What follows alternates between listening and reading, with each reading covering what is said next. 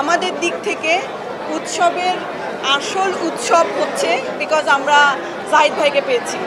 কারণ আমার কাছে মনে হয়েছে যে উনি একজন মানুষ যিনি আসলে পুরো ছবিটাতে আমাদের সবাইকে নিয়ে চলেছে।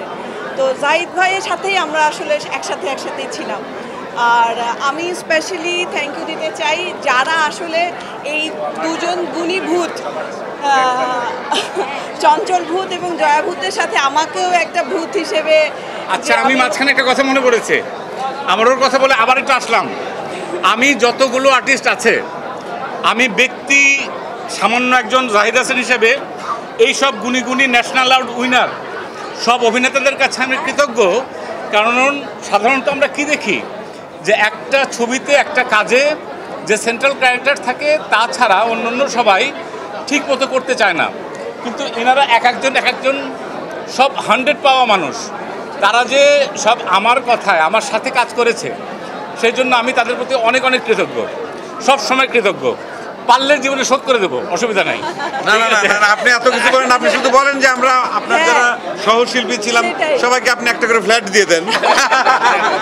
না, ওইটাই আর কি, যে এই দুই গুণী ভূতের সাথে যে আমাকে একজন ভূত মানে সংযুক্ত করার যে ওনারা আমাকে নিয়েছেন, সেটার জন্য আমি আসলে অনেক ধন্যবাদ। এবং যাদেরকে ধন্যবাদ না দিলেই না, তারা হচ্ছে আমাদের এই সাংবাদিক ভাইরা, বোনরা এবং আমাদের দর্শক। কারণ আমাদের প্রচারণা আসলে আমরা ওরকমভাবে করতেও পারিনি, কিন্তু দর্শক এত ভালোবেসেছে আমাদের উৎসবকে যে সত্যি ওনারাও আসলে আমাদের উৎসবকে প্রকৃত অর্থে উৎসবে পরিণত করেছে। আজকের উৎসব পরিপূর্ণ হলো শুধুমাত্র জাহিদ ভাইয়ের কারণে, কারণ জাহিদ ভাই ছাড়া এই উৎসবটা পরিপূর্ণ হচ্ছিল না। আজকে আমাদের এই পরিপূর্ণ উৎসবে আমাদের আনন্দের সঙ্গে আপনাদেরকে আমরা পেয়েছি এবং আপনাদের প্রতি কৃতজ্ঞতা। এবং এই যে এত আপনারা সাংবাদিক ভাই বোনেরা এসছেন, মিডিয়ার এত সহকর্মী আমাদের সঙ্গে বহু বছর ধরে কাজ করছেন। আমি এই ছবির যদি সফলতার দুটো কারণ ব্যাখ্যা করতে পারি, এক হচ্ছে দর্শক, যারা নিজেরা দেখছেন তাদের ভালো লাগা তারা নিজ মুখে আরেকজনের কাছে ছড়িয়ে দিচ্ছেন, আর আপনারা আপনাদের ভিজুয়াল মিডিয়ামের মাধ্যমে আমাদের এই কাজের কথা ছড়িয়ে দিচ্ছেন। সেই জন্য আমি দর্শকদের প্রতি এবং আপনাদের প্রতি সমানভাবে কৃতজ্ঞ। আর আমরা যারা একসঙ্গে কাজ করেছি, আপনারা যে সাপোর্টটা দিলেন, দর্শক যে সাপোর্ট দিচ্ছেন এখনও, ভবিষ্যতে যদি দেন আমরা আরও ভালো কাজ করার চেষ্টা করব, এটুকুই শুধু বলতে পারি।